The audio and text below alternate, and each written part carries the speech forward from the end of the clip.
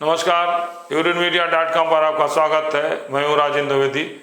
NCB के आंकड़े बहुत ही चौंकाने वाले हैं कि किस तरीके से हमारे देश में युवा से लेकर बुजुर्ग तक ड्रग एडिक्ट्स बनते जा रहे हैं। बहुत ही गंभीर और चिंता का विषय है।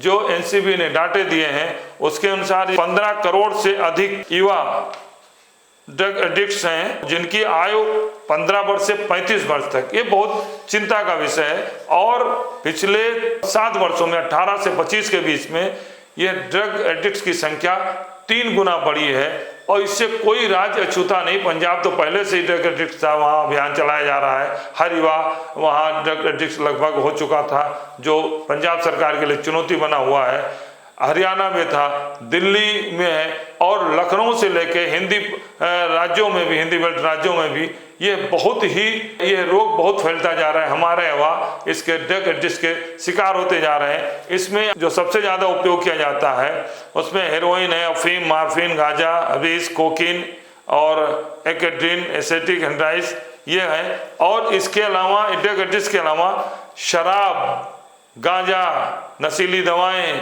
नशे को सूंघने वाली दवाएं, कोकीन और एटीएस, ये सब भी बहुत मात्रा में उपयोग की जाती हैं। और इसमें चिंता का विषय ये है कि 15 से 35 वर्ष के अलावा अब 10 वर्ष से 17 वर्ष के बच्चे भी ड्रग एडिक्ट हो गए हैं।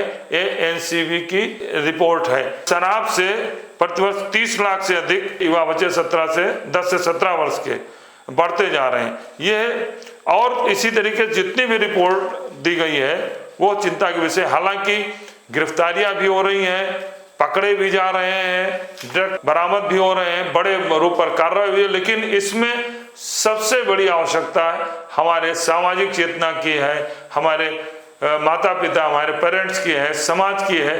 क्योंकि कोई भी सरकार छापा डाल के और उस पर कार्रवाई करके ड्रग एडिक्ट्स के युवाओं को उन पर कार्रवाई करके या उसके सप्लायर को पकड़ करके जेल भेज करके उसे नहीं रोक सकती है। ये बहुत बड़ी सामाजिक दिक्कत है, समाज के लिए चुनौती है। तो इसके लिए समाज के साथ साथ अपने पेरेंट्स को और जो भी इस दिशा में कार्य कर रहे हैं उनको भी काफ़ी आगे होना का सरकार की जिम्मेदारी है कि इस पर कड़ी कार्रवाई करें।